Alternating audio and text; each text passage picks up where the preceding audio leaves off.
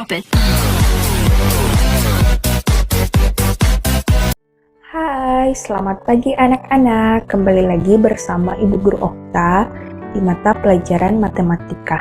Nah, kita masih belajar tentang operasi hitung bilangan bulat ya. Namun untuk kali ini kita akan belajar yang namanya operasi hitung campuran bilangan bulat. Nah, anak-anak sudah tahu dan kita sudah belajar di minggu-minggu sebelumnya bahwa operasi hitung bilangan bulat itu ada 4 ya. Yang pertama yaitu ada penjumlahan, kemudian ada pengurangan, ada perkalian, dan ada pembagian. Nah, kemarin-kemarin kalau misalnya kita belajar itu kita cuma belajar penjumlahannya aja, atau pengurangannya aja, atau perkalian, atau pembagian.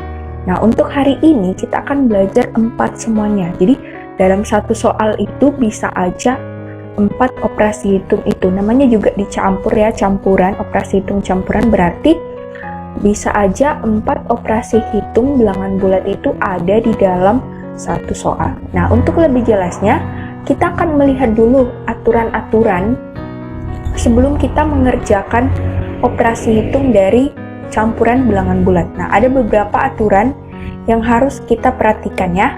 Yang pertama, operasi hitung berada di dalam tanda kurung dikerjakan terlebih dahulu. Jadi, misalnya ada sebuah soal lalu ada yang dibatasi oleh tanda kurung, buka kurung dan tutup kurung, maka itu yang akan kita kerjakan terlebih dahulu. Kemudian itu aturan yang pertama. Aturan yang kedua, jika terdapat operasi hitung penjumlahan atau pengurangan dengan operasi perkalian atau pembagian, maka yang dikerjakan terlebih dahulu adalah operasi perkalian atau pembagian. Misalnya begini ya, di sini ada penjumlahan atau pengurangan, lalu di sini ada perkalian atau pembagian. Yang kamu kerjakan terlebih dahulu kalau misalnya nggak ada tanda kurung adalah perkalian atau pembagian. Kenapa perkalian sama pembagian yang harus dikerjakan terlebih dahulu?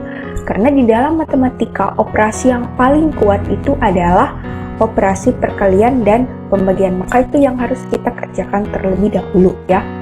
Kemudian aturan yang ketiga, jika terdapat operasi hitung penjumlahan dan pengurangan atau operasi perkalian dan pembagian, maka pengerjaannya urut dari paling kiri ya. Kalau misalnya di dalam soal itu hanya ada penjumlahan dan pengurangan. Oke anak-anak, penjumlahan dan pengurangan itu sama-sama juga ya, dan perkalian dan pembagian itu juga sama-sama kuat. Jadi kalau misalnya dalam satu soal itu hanya ada operasi hitung penjumlahan dan pengurangan, maka kamu kerjakan urut dari kiri ya. Atau kalau misalnya ada dalam kurung, ya kamu kerjakan dulu yang dalam kurung baru urut dari paling kiri.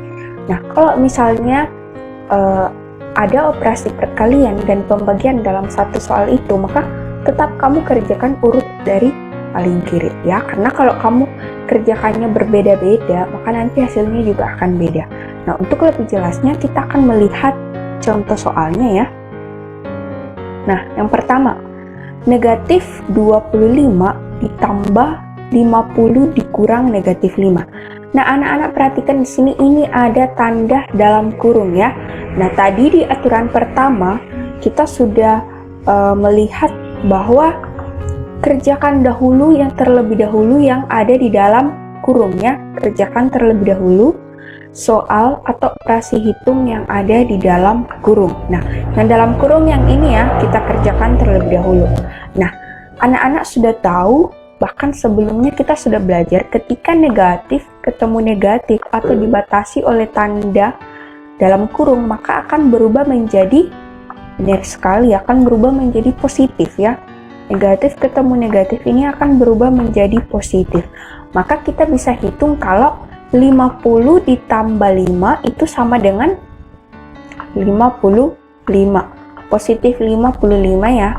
Maka kita bisa selesaikan bahwa kita masih hitung ini ya. Tulis kembali negatif 25 ditambah ini ya. Oke. Tambah yang ini adalah yang ini. Nah, karena 50 dikurang negatif 5 itu 55, positif 55, maka di sini tidak berubah, tetap jadi tambah. Maka negatif 25 ditambah 55 sama dengan hasilnya berapa?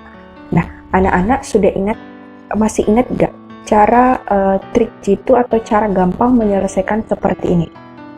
Nah, anak-anak perhatikan, ini tandanya berbeda, ini negatif, ini positif. Kita kembali lagi mengulang kembali yang sudah kita pelajari sebelumnya ya.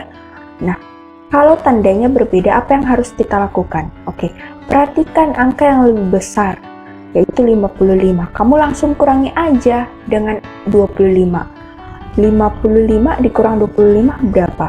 Nah, setelah kamu dapat jawabannya, kamu perhatikan angka yang paling besar itu tandanya apa?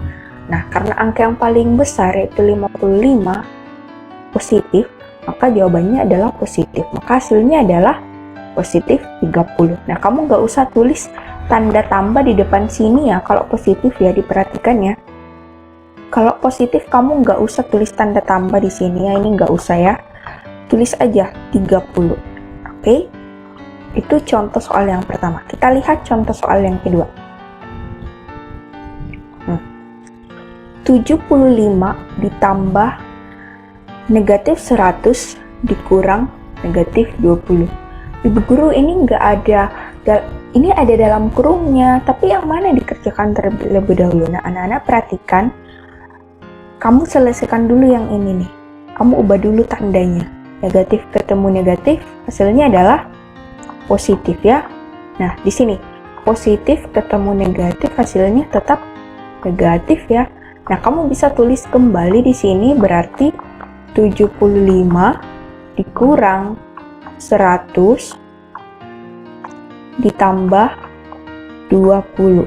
Nah, anak-anak, sebelum mengerjakan soal ini, kamu ingat kembali aturan yang ketiga tadi ya. Aturan yang ketiga, kalau misalnya dalam satu soal itu ada operasi hitung pengurangan atau penjumlahan, maka kita kerjanya tuh urut dari kiri.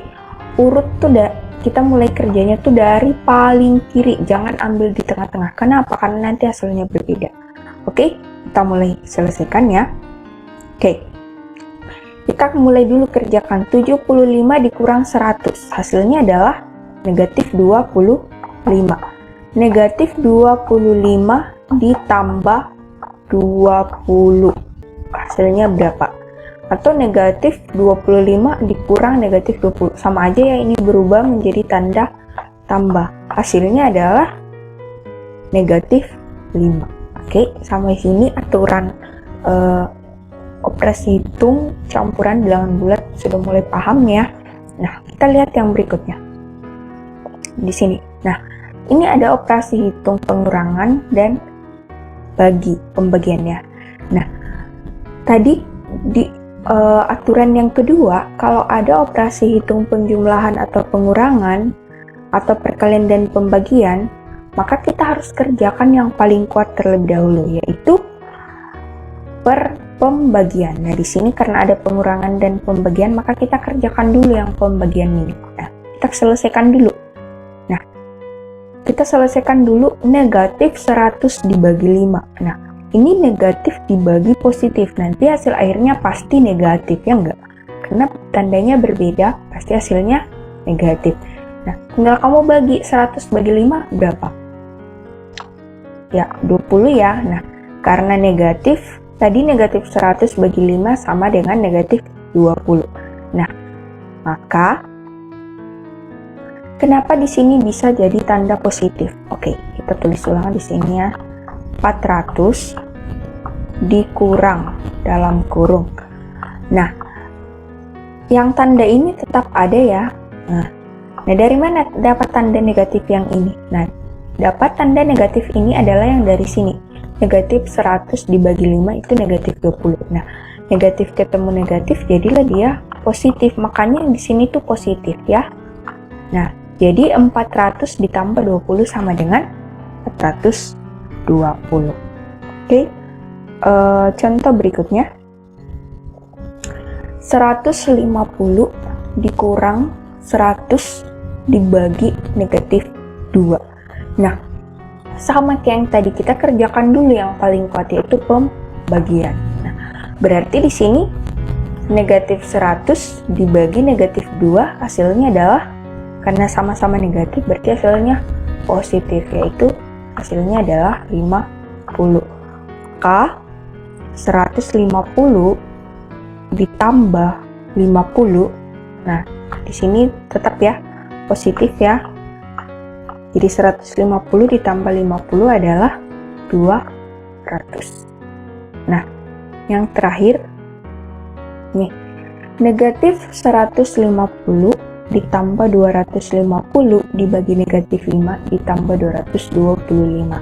Nah, karena di sini ada operasi hitung penjumlahan, pembagian, penjumlahan lagi, maka yang dikerjakan terlebih dahulu adalah yang paling kuat, yaitu pembagian. Maka selesaikan dulu, selesaikan dulu yang ini, 250 dibagi negatif 5 berapa? Nah, karena positif bagi negatif, maka hasilnya di sini negatif. Berarti kita tulis ulang dari sini, dari kiri. Negatif 150 dikurang 50 ditambah 225. Nah, setelah seperti ini, kamu jangan kerjakan dari tengah. Urut mulai kerja dari paling kiri. Kerjakan dulu negatif 150 dikurang 50, hasilnya berapa? Ditambah 225 sama dengan 25. Nah, negatif 150 dikurang 50 adalah negatif 200. Kita tambahkan dengan 225, itu hasilnya adalah 25. Sini bisa ya, jadi ada 3 aturan dalam operasi hitung campuran bilangan bulat yang harus kamu perhatikan. Nah, nanti di pembelajaran selanjutnya, di bab-bab selanjutnya, aturan ini kamu jangan lupakan karena itu juga berlaku pada operasi hitung di bilangan cacah. Oke? Nah, demikian pembelajaran kita hari ini. Terima kasih.